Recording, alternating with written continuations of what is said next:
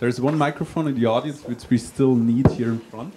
So thank you very much for staying that long. So what I'm going to do now is basically introduce a little bit the panelists. And first I would like to welcome Dean Julio Tinio, who is not only the Dean of McCormick School, as I pointed out before, for those who haven't been here. He's also the founder of the Northwestern Institute of Complex System Science. And basically, that is behind NetSci, behind the organization.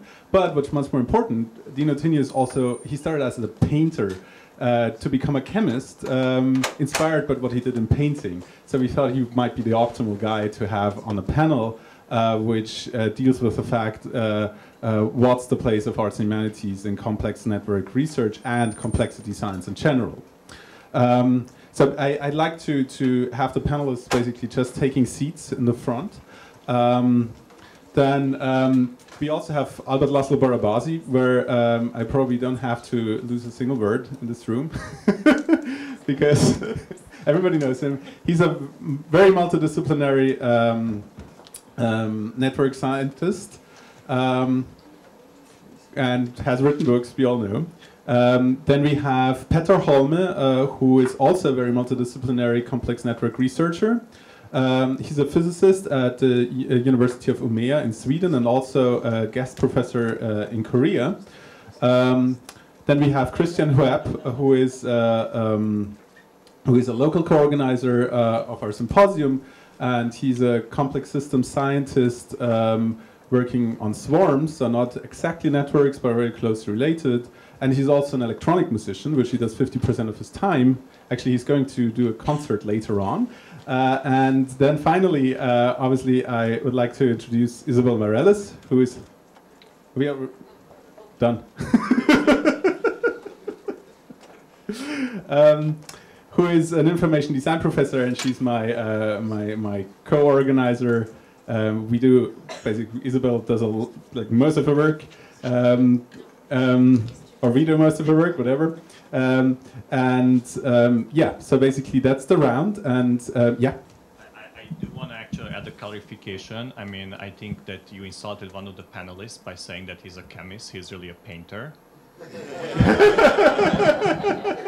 An artist. That's what I said. Right? Okay, sorry. I should not have done the introduction myself, I guess. So, yeah. I was inspired by a conference I was recently, where they had, actually the conference was not a series of talks, it was a series of panels. And they were structured in a very similar way. And basically the idea of these panels was to bring people together who are experts in a particular field, who have different takes on it. And the panelists were presented with questions beforehand. That's just what I did. And basically the idea is to go through the panel and have everybody address these questions and then permutate, so not have the same sequence, so to make it a little bit more organic. And in the second half, it's actually meant to take in the audience. So basically, be prepared to ask your questions which you like. And first, I would like to simply start with a simple question, which is how would you locate arts and humanities within or in relation to established complex network research or complexity science in general? And maybe we just start at one end of the panel. Just use one of the microphones. You have to switch it on, and once it's green, it's working. Maybe I should just switch them on. That one end happens to be this end. Sorry?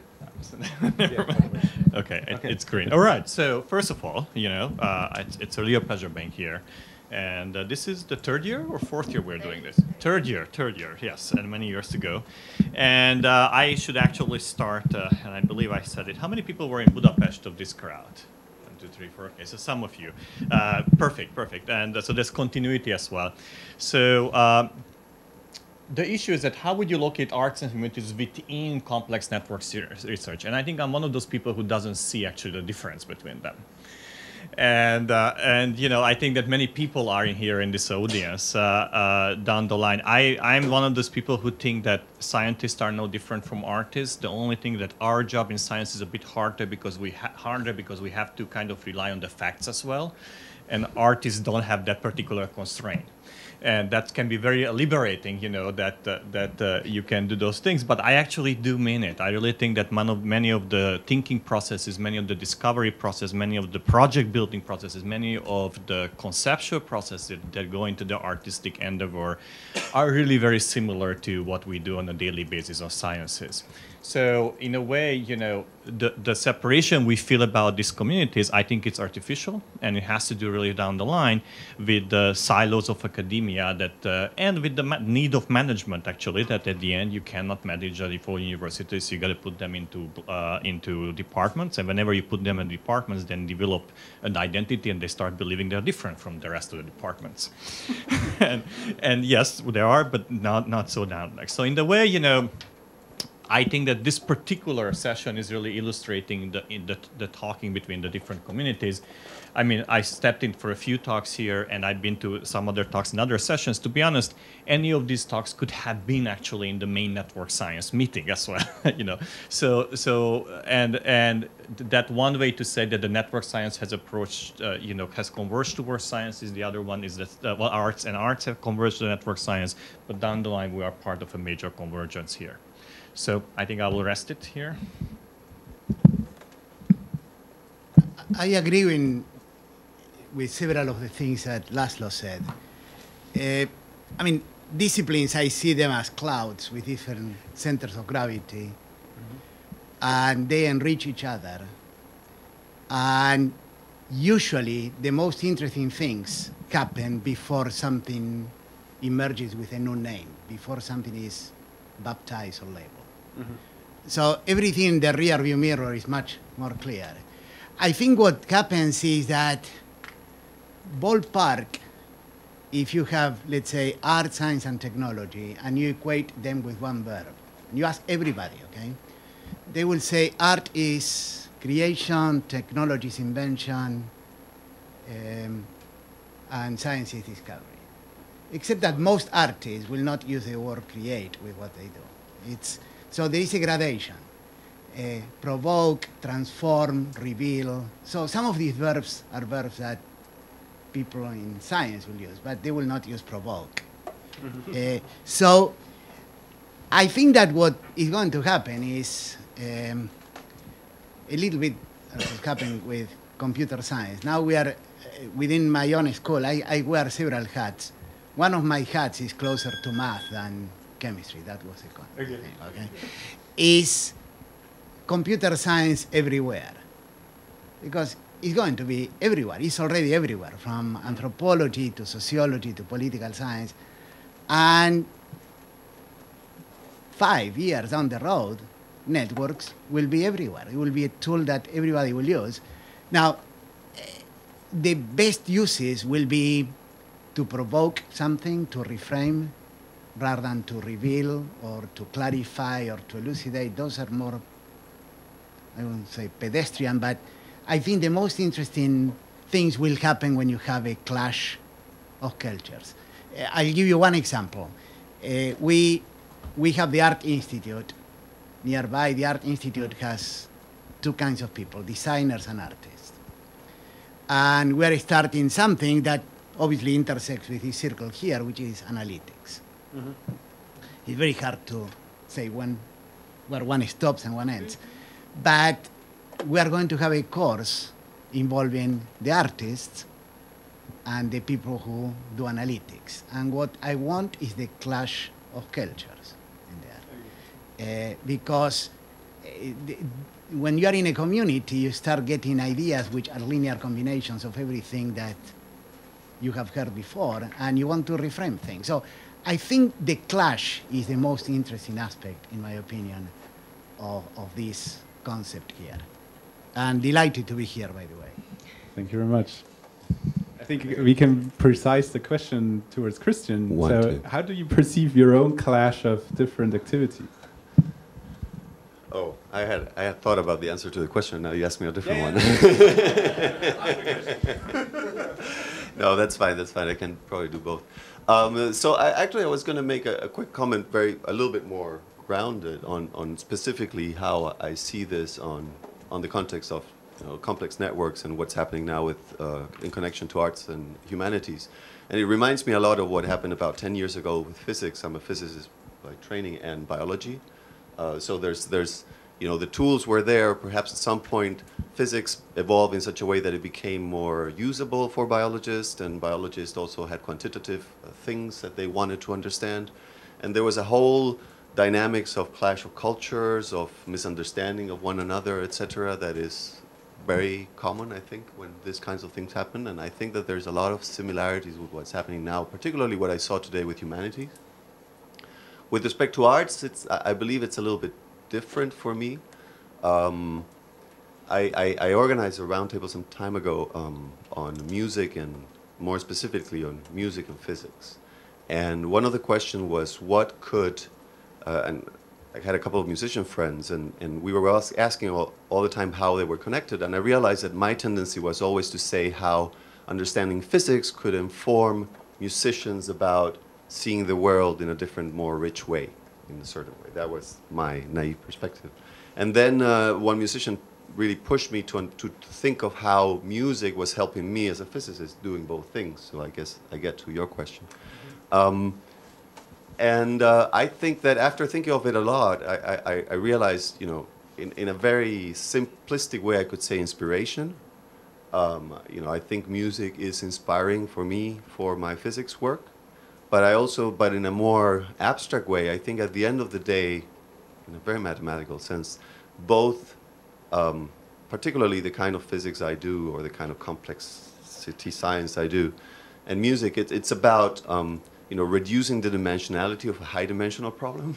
Let me say it in a very simple, in a very mathematical way, right? And I think in music it's a similar thing. I mean, you have a lot of possible elements, so I would say in art creation it's a similar kind of thing, that you can combine in different ways, but we want to find a narrative, you want to find a storyline, you want to find something that brings you to it, you want to find, in the musical case, a melody, something that brings it together in a natural way. And that, at the end of the day, is an exercise in reducing the dimensionality of a very high-dimensional space. And from some perspective, I would say that it's the same thing in both cases. I would agree that there's a rigor difference in one case or the other, but I think that the exercise of doing these things is common, and by training your brain to do one thing, you also train your brain to do the other. And I would hope, or I wish in some ways, that by doing music, I come back to working on physics with a different perspective, for sure. I guess that's what I had to say for now. Okay, so is it on? Okay. About network science versus art and humanities. I think network science is such a broad tool. For me, it's like a way to zoom out from a complex system to see the whole from a distance. So of course we need items to be connected into pairs for it to form a network. But in humanities there are a lot of such pairs. So in my shady past, I wrote a master thesis in China studies. So that's my humanities side. And it was about comparing the Western and Chinese critique of conceptual artist Xu Bing. Okay, so we have a kind of connection and a line, a link, an edge. And of course, you can think of like building a network out of that. So I guess what I'm getting at is that not only this kind of high throughput, like big scale text mining thing could benefit from a network perspective. We could also, we've seen a lot of examples of that, both from Marco Bischer's talk and Pedro's talk about music and so on. But you can also use a network approach to more small-scale networks in humanities. And then, of course, like networks is a way to express information, and that makes it an art medium. And we saw Burak's nice talk about that. It kind of it's kind of excited for me, but I don't know so much about it. But although my sister is an artist, so well, and of course, if you like stretch it to visual design, well, okay, my sister would never call design artist. She's very like conservative about that. But if you look at like visual design of networks, like visualization of networks, I think there is a lot of things to do there, and to like put in more information into the visualization of networks. And we saw some talk about that today, the sunflower representation. Okay, so the last thing I wanted to say is that I think like network science and related topics is kind of very on the creative side of science, at least in the sense that it's not a programmatic like getting all the genomes of all the species or whatever. So it's a creative kind of science, and of course art is just, if you think romantically, it's kind of pure creation. So there is a good match too. I guess that's what I wanted to say. Can you do the microphone closer? Okay, so I will add to the clash there, the design as a designer, and also coming from art, but mostly in the design part, in the broad sense of design, I mean of solving design issues of can be architecture or fashion or visualizations, is that I think eventually the literacy, right? I don't think that we all need competencies of being network scientists, all of us in the future, or all of us being other expertises, right?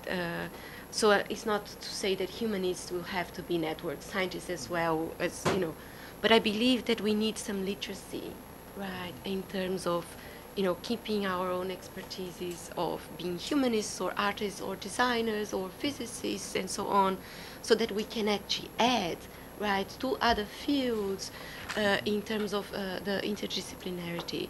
And I think on that literacies, I would include design literacy, and I feel that a lot when I actually people say, oh, so your design, can you give me a feedback here or a color or make it beautiful? There is some misunderstandings of eventually what we do as designers, which is okay, and it gives us an opportunity to explain what we do. But I think that those, for me, that is the clash, right? So it's like the beauty that actually the pervasiveness of computer science in terms of the need for actually having that literacy, as well as the network science, as well as the design. And so I think that would add to any field, whether it's the arts or the humanities or biology. Just one on the other hand, what I think is what the arts and humanities can add to other fields. I think it's already in the system of the American system of education, which is the liberal arts education, which is actually giving this larger or broader context to what one studies, right? That actually can bring that historical perspective and theoretical and critical perspective to any field. So. Okay. So that brings me to the second question, and I think it's actually related to this kind of the return of the artis liberalis, right? Of the polyhistor or the polymath, like the person who is interested in more than one topic. That brings practical needs and risks that are involved in crossing the respective disciplinary boundaries. Because, to give you an example, I started out as I studied archaeology and art history, which is already two things people don't talk to each other, right? I'm serious. And so already if you say, oh, there's this ancient sculpture in the painting, the art historian would say, oh, go away, that's archaeology, right? And and then the second step was like, was taking in this kind of database thing and then networks, and it became more and more interesting, and I ended up with Laszlo's lab. And that's something I always feel like it's big wave surfing, where if you're lucky, a funding takes you up on your wave, and then you have a nice time. And once you're down there, you're very lucky if some jet ski picks you up until before the wave actually crashes on your head, right? And so I'm very curious in your own experiences and what you could actually tell other people who are in similar situations, PhD students, postdocs, who have very slim probabilities to get funding, to actually get assistant professorships and so on. So maybe we begin with Laszlo again. This end of the table. Well, I mean, you were a good example. It worked out, and there were nervous moments for all of us, and in the end, well, let me actually, rather than actually talk about the funding situation, which I think that, by the way, not only this particular community, but the whole network science community has gone through the same kind of conundrum and the same, let's say, birth process of finding funding research-wise as well. And in the end, we managed, and I think we managed to convince the different communities that this is relevant. And if you want my particular take on that, for many years, I was of the opinion, for example, that we should not have a network science journal. We should not have a separate community we can hide, because I wanted everybody to take home the network science thinking to their own community and shove it down to the neck of their own editors and their own funding agencies, such that they understand the importance of the field, rather than we all nicely together at a network science meeting and nobody else knows what we're doing. Now, I think this has changed a bit now, and I think there's wonderful attempts now to start journals and so on. But I think that this birth process has really taken place now a bit in the arts and sciences communities. Now, these are two different questions what you were asking here. So let me kind of reflect on a couple of things that were said before. One of them had to do with your mention, which was, I thought it was interesting, that in 5 years networks will be everywhere. And the way I think about it is networks are already everywhere. In 5 years, people will realize that they are there and they can do things with them. So I always think of network science as now, hey, we discovered networks. No, we just kind of develop the tools of how to really approach them in a quantitative or other tools and so on. Another thought that I really picked up on, which was interesting, is that you said that the difference between arts and sciences is the rigorosity and the constraints. And the way I think about it, and it's really interesting that you picked up, I cannot think of a field that is much more constrained by rigorosity than music itself. I think you have so little freedom of what you do, because whatever comes out of it is going to be crap. So I think that really, I don't think that there is a huge difference in the rigorosity down the line between the different perspectives, particularly when it comes to music. What the difference really traditionally used to be is the tools were different. What you expressed in yourself. The sciences rarely started to play the guitar to express themselves. Occasionally they did, but not so often, and that was not their main ways of communication. And in the same way, the painters rarely started to solve differential equations, and that has changed now. So if you think the cutting edge word is that artists go and modify the genome of the bunny so that it becomes fluorescent, and programming and everything. So in a sense, the tools have really ended being washed away, and that's, I think, coming back to your question, is that what are the practical needs of crossing the discipline? I think those needs have been really pushed away, and in a way, we're living in one big community.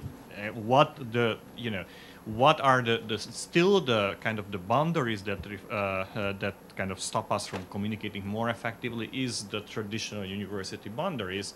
That probably the deans have a better expertise of how to treat them than ourselves, but we are left with.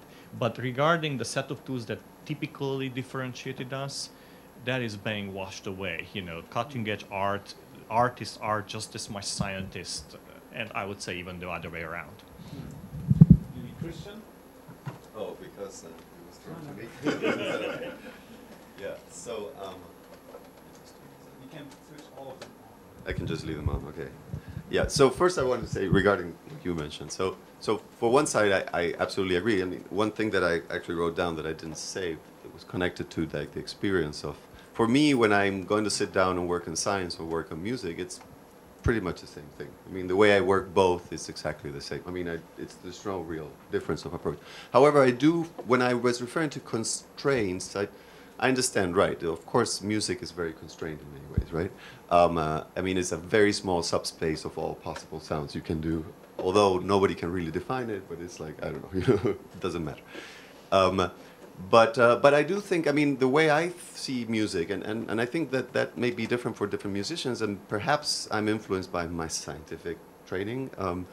Lots of people say I do music to express myself, right? And I say, like, no, I talk to express myself. You know what I mean? I don't have much issues talking, so that's not a problem for me. But otherwise, I do, what I feel that I do in music is like create universes. That's the way I see it. I create spaces or things where I can see things placed and moving around and doing things in that universe.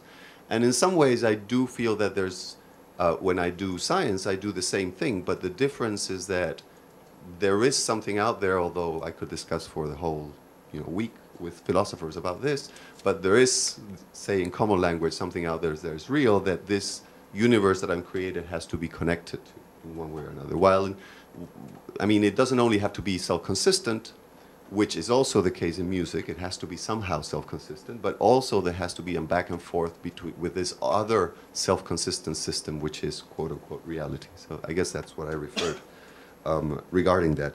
The other thing I wanted to point out, just slightly different about, maybe because it was misinterpreted when I said the reduced dimensionality thing, I don't necessarily think of that as from the perspective of it's all about big data and finding the right way of looking at it.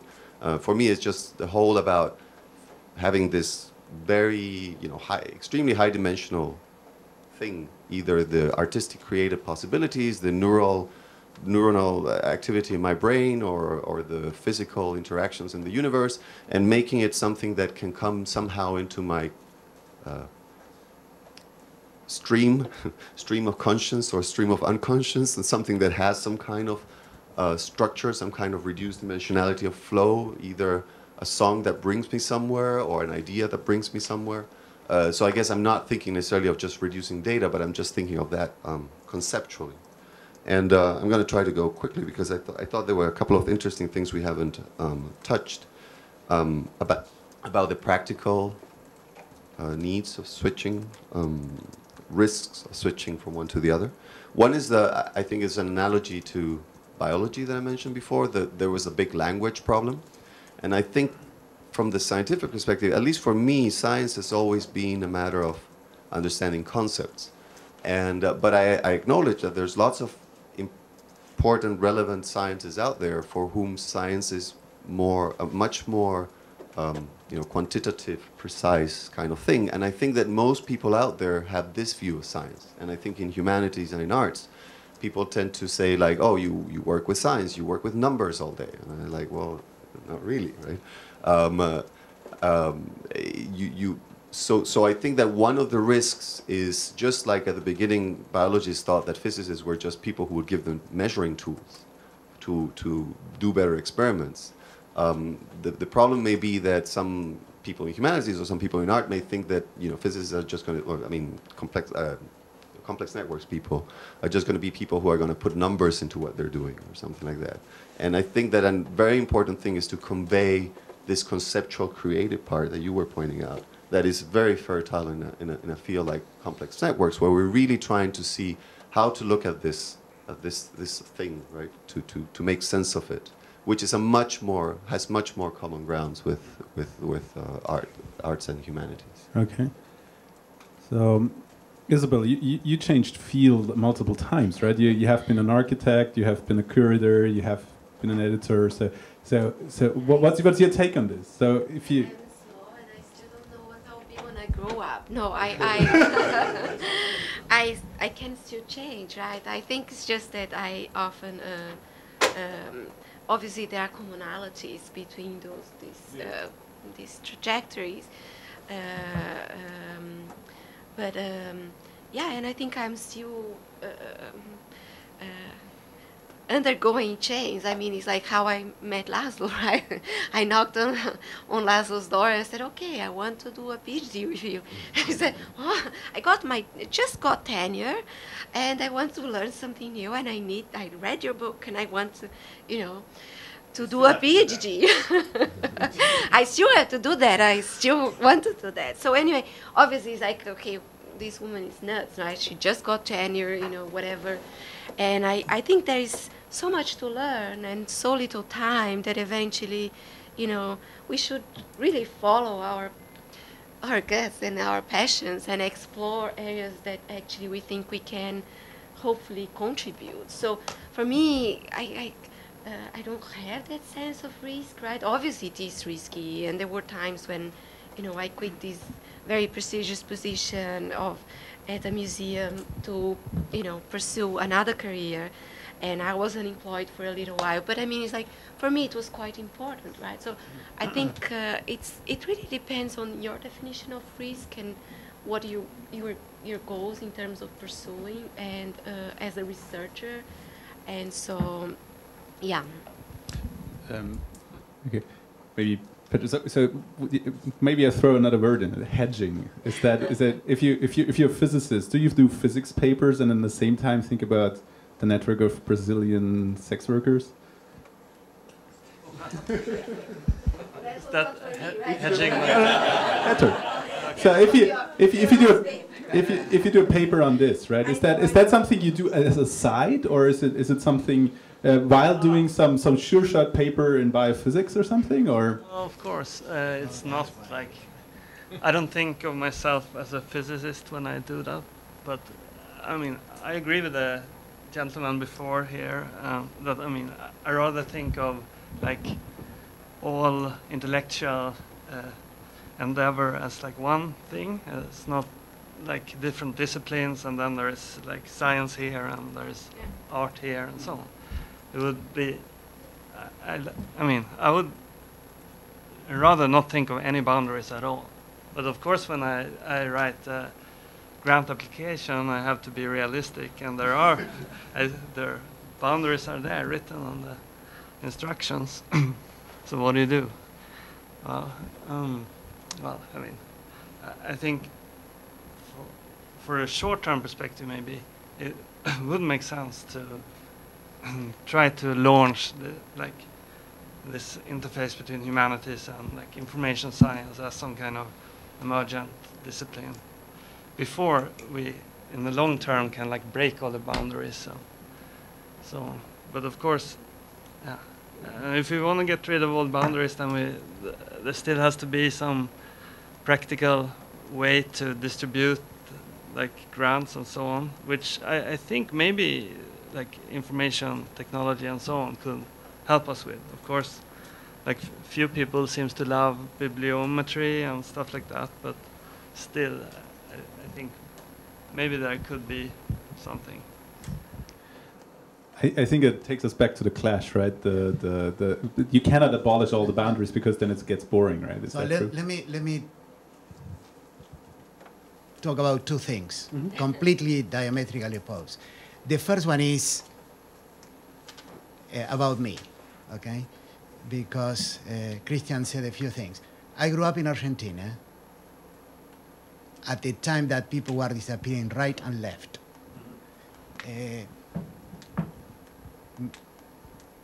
In the middle of a compulsory military service in which they had used for maybe 200 people out of 20,000 to be officers. They had only used for people who did practical things, law, medicine, engineering. If you are anything in humanities, you had a high risk of vanishing, okay? I was an officer in the Navy, and I had a dual personality. Math was like a cathedral. I was not coming up with anything new. It was a refuge. And art, and believe me, my paintings, if Kafka could have painted, it would have been like that, very gloomy, were a refuge, okay? So that's how I grew, with that duality there. Okay, so that being said, let me kind of put my practical hat and tell you about funding and boundaries and careers, okay?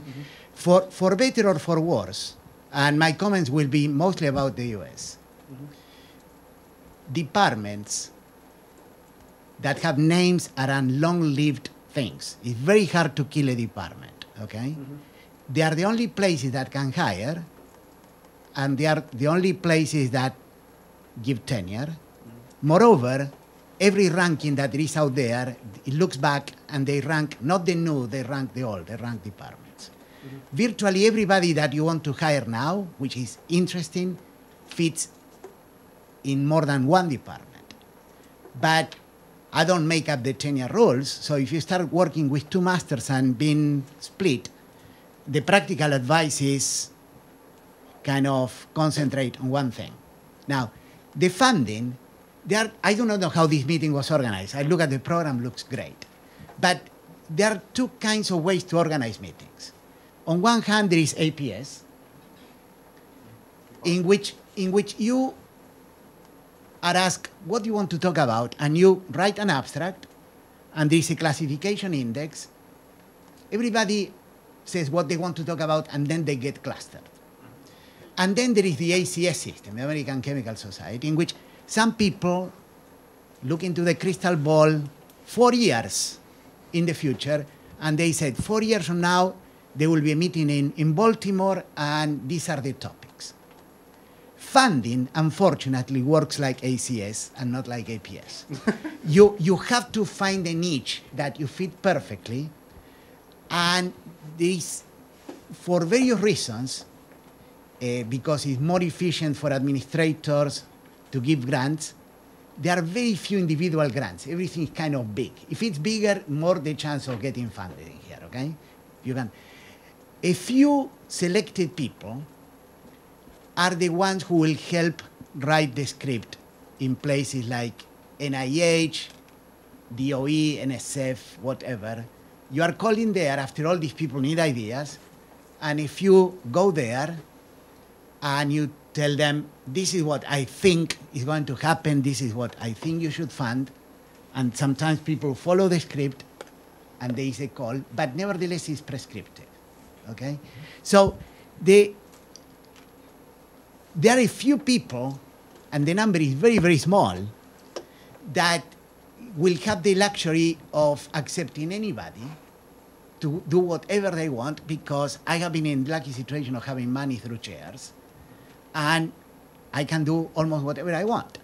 But unless you are young and you get a Sloan or a MacArthur or something like that, you are really, you have to have this duality of being practical, getting the money to do what you want to do before you get established.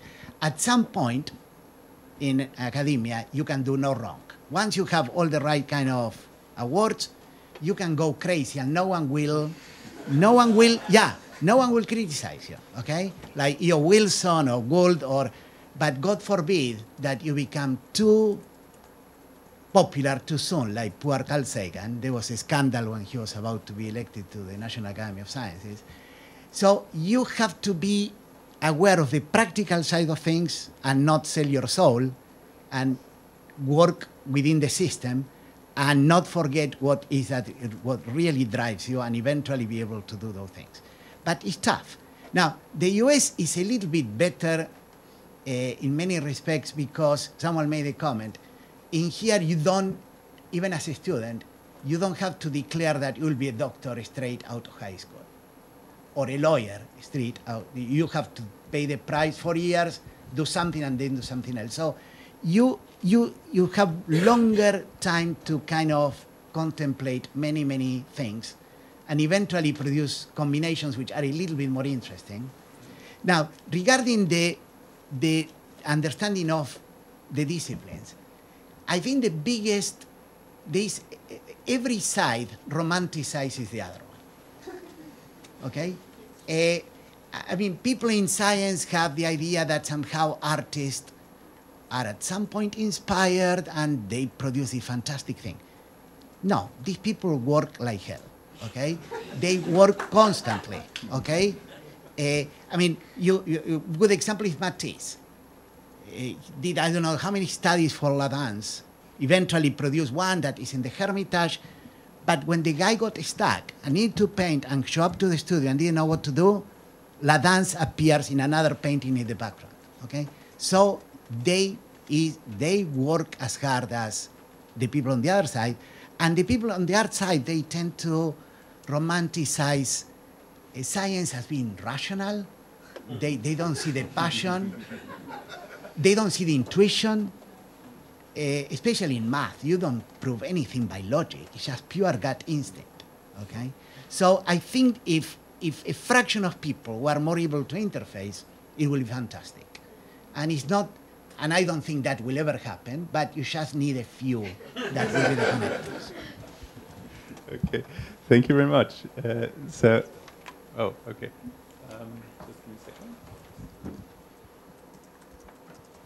So, that brings me to the third topic, and that's basically there was another session yesterday which was looking at network science in K-12 education, and I think so. Basically, given the fact that now we have a considerable crowd of people who do multidisciplinary stuff and they do arts and humanities, they do complex network research, so obviously at some point some of us get professorships and whatever, and then we have to envision multidisciplinary curricula. Where you teach arts and humanities, some flavor or another, and you also have to teach complex network science. And so the question is, what particular aspects or modules should such a dedicated multidisciplinary curricula contain? And maybe again, I would like to start with Laszlo, because he's writing a very good course on this topic, and maybe he could give us a little bit of insight. He also has multidisciplinary students taking part in this course, and share his experience. Sure. So the way I literally think about it is that we don't have to turn everybody into a network scientist, but we should turn everybody into a networkologist. That is to think about networks in the right way. And then that one actually can be done in many different levels. So this summer, actually, I taught an intensive course in Budapest where people had hardly any math background. And I really taught exactly the same slides that I teach in Boston, which is to a much more mathematical and physics background and computer science background crowd. The only difference is that I actually left out the derivations, and I just talked about the results, the meaning, and where this comes from and how they look like. So this was actually a good lesson for me to realize that the material, first of all, one of the things we learned through this course is that there's really lots of different disciplines to care about networks. So now in Budapest, I had an art historian in my class. I had a bunch of economists. I had environmental researchers and sociologists and political scientists. In Boston also, I have a very wide spread.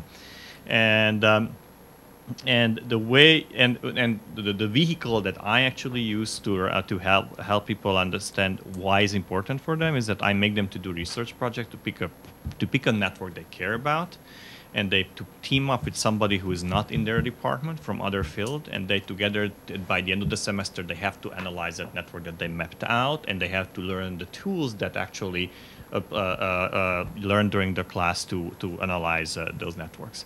And those final presentations, and you've been to some of them, they're fantastic. And exactly they're fantastic because these different fields come together who sometimes they understand the deep network issues, sometimes they don't. But they can really use networks to bring a new perspective on their own field, you know. So we had this last talk actually about the Roman roads. We had another fellow who was actually looking at the Florence Code in 1200 by analyzing, text and who liked whom, who didn't like whom, and things like that, and building up the network of that. So you can do so many things with networks, and so many different perspectives can clash and work together actually within that. So in a way, what I'm trying to say is that my approach to network science has been always, let's teach it as a tool. Let's teach it as a way of saying, you don't need to be a physicist or computer scientist. There are great tools. Somebody used Gephi here in the presentations and so on, that you all have to do, just get your data in and then analyze it and so on. And what we have to teach is the perspective. What you should be asking, what are the questions you should be asking, what are the tools to actually answer it, what are the tools good for, what does clustering tell you, what does degree distribution tell you, and when is it useless, and when is it useful, and so on. And you know, through the courses that I taught, it's really becoming, you know, a bit of like a routine that people to very, very different disciplines can appreciate that and go away from the course and say, hey, I learned something. And I'm sure there are many ways of doing that, but the best perspective I learned is that the best way to do that is to force the students to practice it, to really use it, not just simply listen to the class, but having to use it essentially for a subject that they care deeply about. Whether that's a sexual network of the Brazilians, and I'm pointing to you, or where they looked at the Budapest transportation system, or the donations actually in humanitarian causes, or political activism, whatever they are. Pick a network that you deeply care about it, and force yourself to use the tools of network science at the level that you are comfortable with to understand that system. Isabel, from the point of view of a teacher who needs to integrate that from the other side, not being a specialist in the first place, but same problem, right?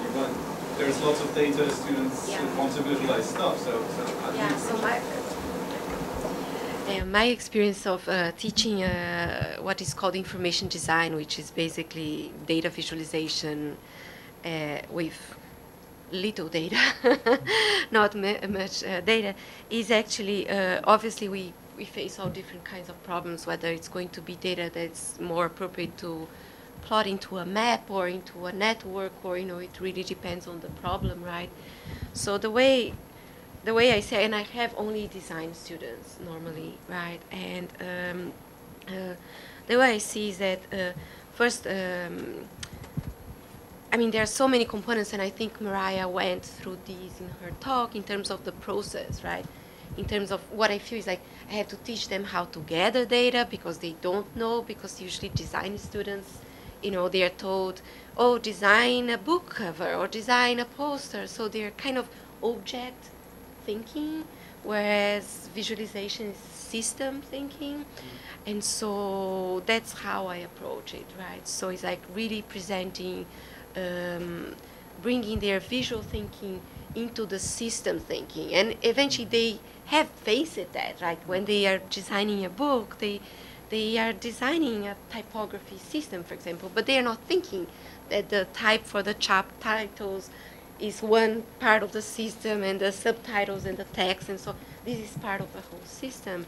But they are not taught that way, right? So I think there are lots of things that I've learned from different areas, including more specific questions that Laszlo was mentioning here in terms of clustering or centrality and all that, that eventually is different questions that you have for different kinds of visualizations. So I think the important thing about visualization is actually, you know, I very much appreciate Mariah's talk, so I don't want to be repetitive on that, but it's really understanding your data, what are the questions that you want to be asking, right? So I usually like to give the example of a group in Columbia University that did what is called the $1 Million Project, and basically the question was about the criminal data in New York City.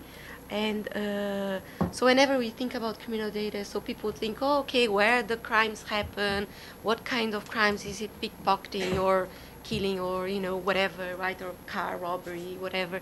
And what this group did, Laura Krugen had that, is actually, she asked a different kind of question, which actually brought different kinds of thinking and data gathering. That's what is called the $1 Million Project, because she was looking at where the people who committed the crimes were living, and they were put into prisons, right? So it's actually the cost of imprisoning these people, which would cost about improving the quality of the life of those blocks. And so the $1 million per person, you know, could actually have benefited the people who are coming back to the same block with poor conditions. So it's like, I think a big part, I think, in terms of the teaching and that is also part of network is actually the questions that we have to ask. And there are so many questions, especially now with the access to so much data that we didn't have before. So Can I ask a question? Sure. Why don't you open up your class to everybody? I would love to. Whenever people come and ask me, right, is I say please come, and I note it, right. It's usually it is a For great.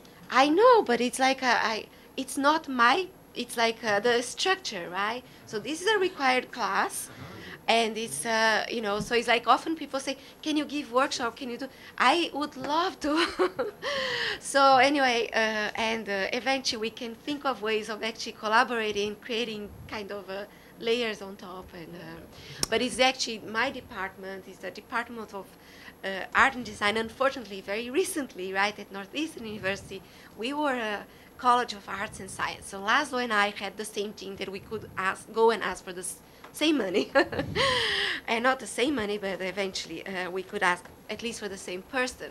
Like nowadays, to ask money for this symposium, I had to go to several deans, right? Because they divided our college into 3 colleges: the College of Sciences, the College of Social Science and Humanities, and the College of Arts, Media and Design. So now we have 3 deans that I have to go with my hat and ask and so on, right? But then there is this very strict structure for, this is a required class, and, I have to give it only for majors. So, Okay. but please, Jimmy, Yeah.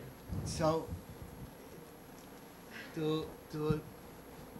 I agree with Laszlo about the way that he pitches the course. Yeah. In some sense, even though networks is much more interesting than statistics, is the same thing. I mean, there are many people who need statistics for their own things, but there will always be people who are working on the foundational aspects of statistics. Yeah. Okay. Eventually, the kind of course, everything, the academic world is a battle for supremacy of a viewpoint. So the course that you can get away in Caltech is very different than the course that you could teach in Brown. Eventually, there will be several models, and eventually people will adopt the model that works for them depending on the boundary conditions. Now, the value of network science, in my view, remember, we are doing this in a business school, and a lot of what we are doing in complexity interfaces with them. So, in some sense, what I'm about to say is more extreme in this case, but applies to the other disciplines as well. It was Einstein who said, the rational mind is a faithful servant, and the intuitive mind is a gift. Okay? Now, in order to make sense of the world, which applies to the business people and many people who study really very, very complicated problems, okay? You need, the rational mind doesn't work without crutches. You need something to anchor your thoughts in. And network science is part of that answer. These are problems in which intuition does not work because you haven't faced the same problems before. Intuition works when you have faced the same things many times over, and after a while, intuition starts working. But almost by definition, all the problems in here, even if you are trying to apply this to problems, like the sex slaves in Brazil or whatever, you start with some idea about what you are going to get, and the rational mind is guided by the tools. Okay, so I think the value of everything here is this balance of guiding the rational mind to eventually give you the tools that will provide intuition. Now, regarding the courses in there, I believe that there will be many, many, many different models of courses, and they all will depend on the set of boundary conditions that people face in different institutions. In some of them, in some cases, you have to go and ask 3 people for a go-ahead on something. In some cases, you have to ask for 1. But eventually, whatever is good and is out there, and this applies to books, which by the way, it's a question of timing. You want to write a book before you have to have enough, because you have to have a body of things that you want to say, but the timing has to be right, because if you are too late and the things kind of bifurcated in many strands, it's very hard to put it back together. So it's a question of being lucky in there. With courses, it will be the same thing. It's still is timing, which a good model of a course can. I have been begging for courses in here. I'm willing to pay people to teach courses in here, because I believe that every undergraduate should be exposed to some of these things. Nice. So I'd like to continue with you two, but I also want to put the final question on the board. But should the established list of net-sci disciplines be amended with comma arts and humanities? And I mean, Laszlo said that he doesn't believe in the boundaries. I don't believe in the boundaries too, but nature and science do believe in the boundaries. Actually, +1 does believe in the boundaries, at least in their categorization system. And also funding institutions believe in the boundaries. And so there's a lot of realities which believe in the boundaries. And actually, NetSci does too, I think. I think there's a lot of digital humanities people who wouldn't apply to NetSci because it's just not listed in the disciplines. And but I agree, actually, WebSci, for example, because it's way more natural, has a talk by people who analyze art history in Wikipedia. And I think the excuse is they analyze Wikipedia, right? So they would never apply with just art history. But I think it's the same thing, right? So there is a lot of serious stuff going on. So the question is, should these two concepts just be amended for the next conference? And that's probably a question I would like to ask one of the co-organizers next year, which is Petr.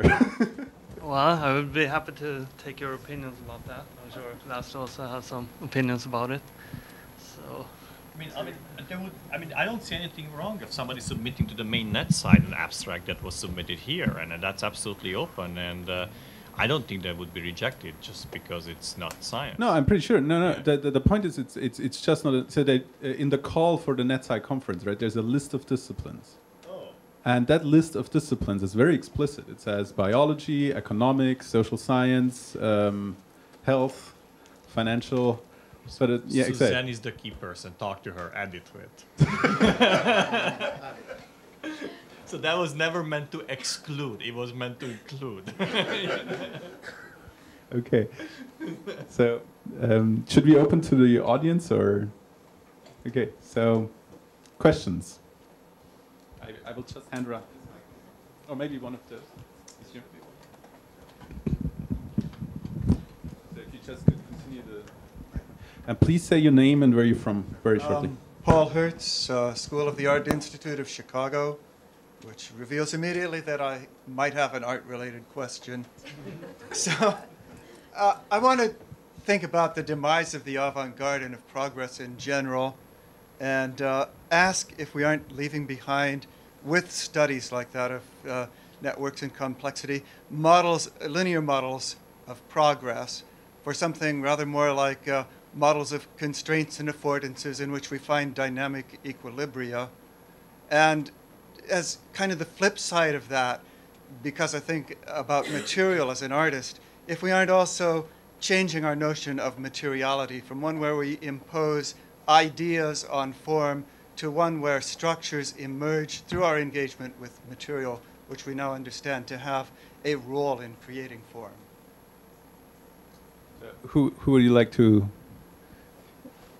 What? Okay. Who's the least likely person to answer this question? I will say that. So repeat the first sentence of your question. First of all, with regard to notions of progress, Yeah, whether we're moving towards a model where we no longer think in terms of linear progress towards In some art, you stated said. goal. Well, in society in general, actually, that the model of progressing towards some constantly better state is now replaced with Well, one. many where we people find confuse equilibrium. progress with progression. That's Okay. okay. That's one.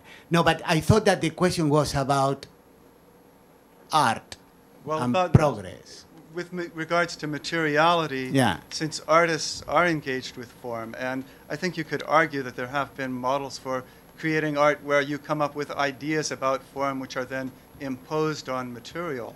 And what complexity seems to be suggesting to us is that material has something to say about the structures that emerge, and it's our engagement with the material that produces the materials.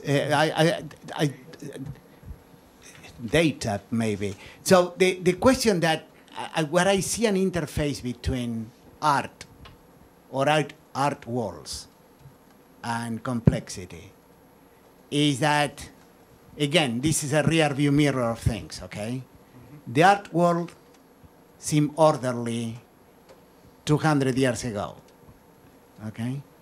You could see, and now everything is going on at once. The people who go and buy stuff in Art Basel, they interface probably nothing with the people who buy paintings in Santa Fe. And those probably intersect very little with the ones who buy stuff in Seattle. So but how many of these walls are out there? For example, in terms of volume, money exchange, probably, I don't know, the stuff that gets sold in Christie's and Sotheby's, that probably is the tip of the iceberg, but that's like a teeny part of the art world. Yeah, exactly. And maybe, can we... But probably a way of, I've never seen anybody organizing all of this in one display. I wish someone knows this, please tell me. How all of these worlds intersect, because some of these are very tightly knit communities. For example, as you well know, in the kind of community that is like depicted in 7 Days in the Art World, you don't sell a painting to someone who offers you the most money. You sell it to the one that can provide the right environment for the painting, because you are not selling it once. So it's provenance and boundary conditions are essential in there. So I would say that the idea of progression in art is one that is deeply interesting, because if you were coming from another planet and showed two things in art, you couldn't tell which one came first and which one came second, especially as you approach the 20th century. And I think complexity probably has a way of uncovering some of these things. Probably will not be earth-shattering, but it will be nice to see the things in some kind of visual representation. Right, but just give me a second. There's other questions, but to add on to that, exactly that argument, and I fully agree with that, but actually made by George Kubler in 1962, who was in close contact with Øystein Ore, who is a graph theoretician, network scientist, and he wrote a book called The Shapes of Time, and which is basically a play against unilinear progressivism in the history of art. And it's exactly that thing, right? If you have two artworks, you can say, okay, they're similar, but you don't know what's first. And so you just can't write a unilinear art history. That's just a myth. But so maybe let's continue. There's two more questions. It's already 5 o'clock, and so maybe we start with the lady over here. I'm sorry, we have to just okay. I'm Li Ping from China. I'm currently visiting at Northeastern University. So as to me, it seems that complex networks can be used to analyze a lot of things, such as biology, social phenomena, economics, and art, human behavior. But my question is that what's the limitation of complex networks? That is, under what conditions that we cannot use complex networks to analyze? So.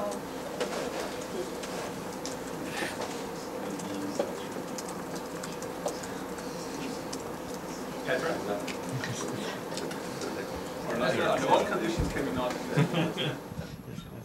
Well, I mean, I think there are many things that fit other frameworks very well. I mean, think of something happening on a map, on a surface that would be well modeled by some spatial model and not a network.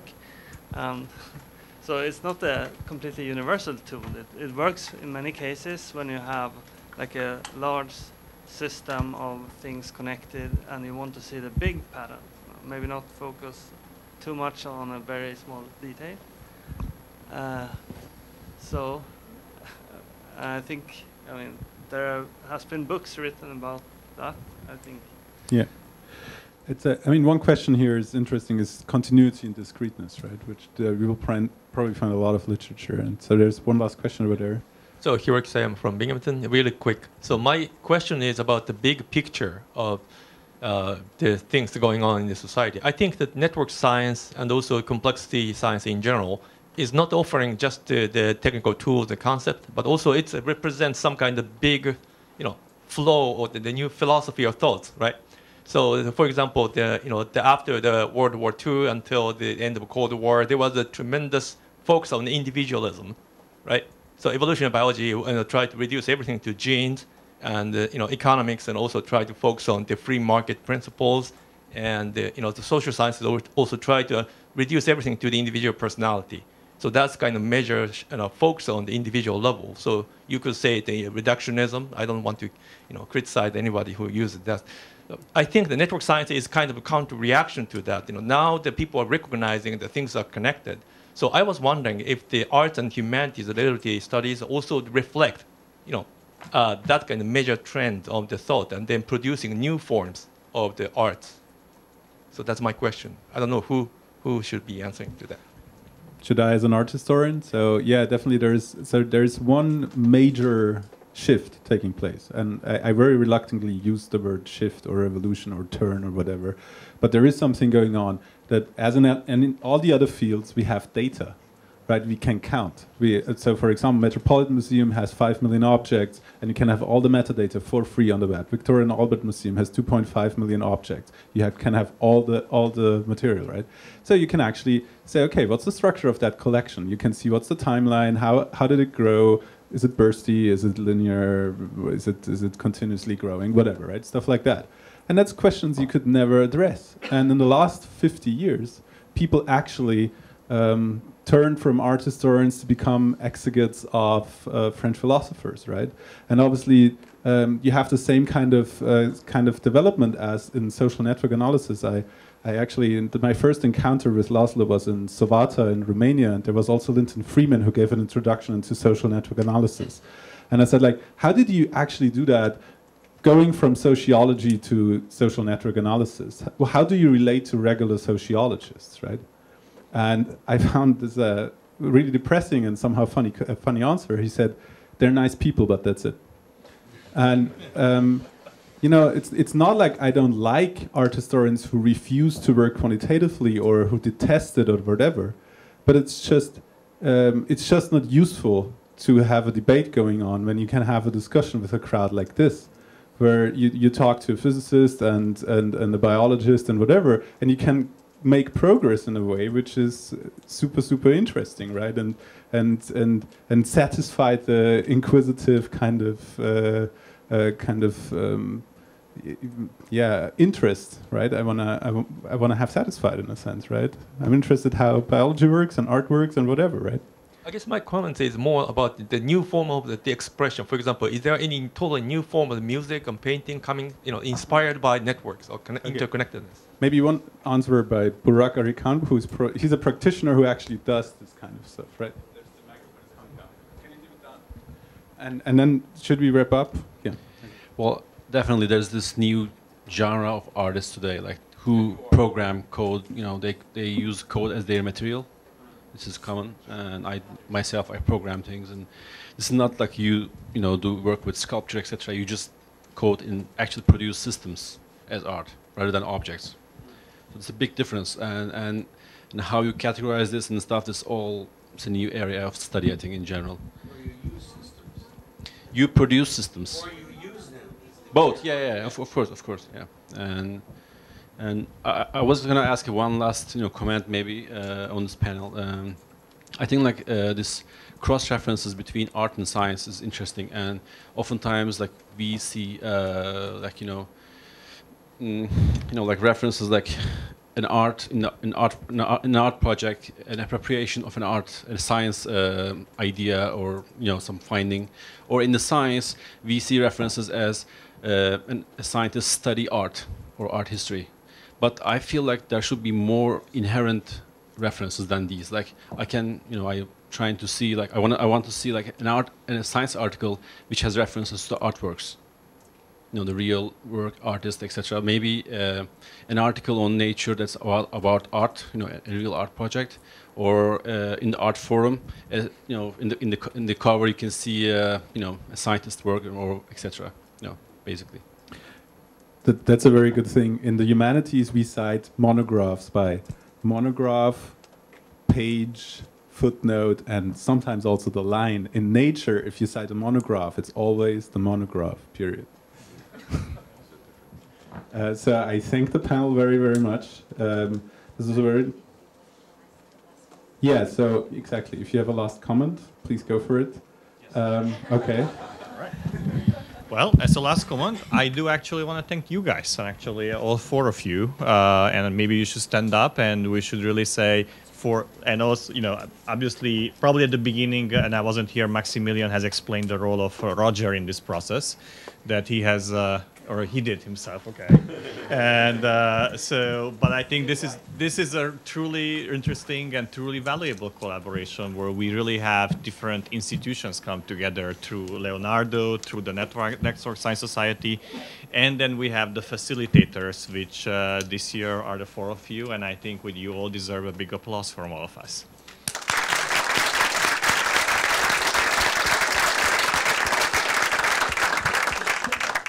Yeah, I probably speak for all four of us. Our pleasure. Very much. And yeah, see you again next year in Copenhagen if the organizers allow.